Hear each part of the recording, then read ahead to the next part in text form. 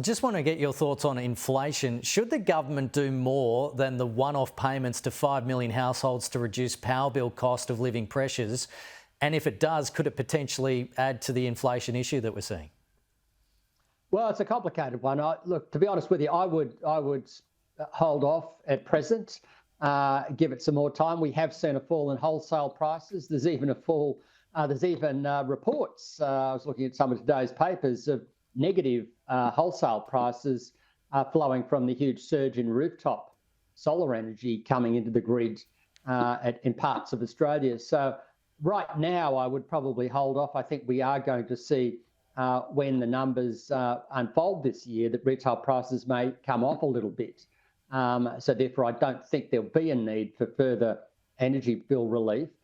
That said, the best time to review this would probably be in the May budget or thereabouts. So right now, I don't think there's a huge urgent need to do it, but obviously it's something worth keeping an eye on.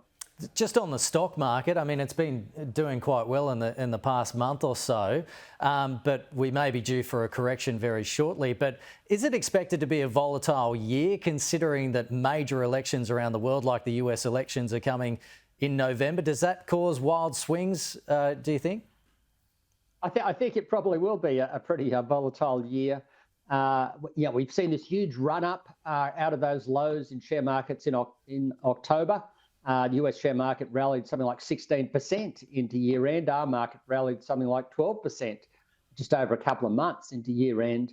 So right now we're somewhat vulnerable to a bit of a pullback. And obviously there's tensions in the Middle East with the Red Sea and so on, which could give us that pullback. There's also uncertainties about when central banks will start to cut interest rates. I think they will, but we may go through a month or so where they indicate it's still a fair way off before they do that. There's obviously risk of recession in Australia and globally, uncertainty about the Chinese economy. And as you mentioned there, we've got lots of elections this year. Something like half of the world's population will face an election. And that, of course, includes the US. And the US is the big one in this, where you could see a bit of volatility around it. That said, if you look at the US share market, it normally does okay in election years, particularly where a sitting president is seeking re-election. Who knows how precisely this one will turn out.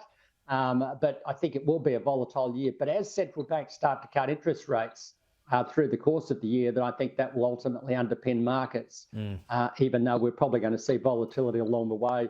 Out of interest, our target or our forecast for the ASX 200 by year end is around 7,900. Of course, of course, those targets can be blown out of the water quite easily. Yeah, it's all dependent, isn't it? From here. Yep, all dependent. Shane Oliver, good to have you on. Thank you. My pleasure. Thank you.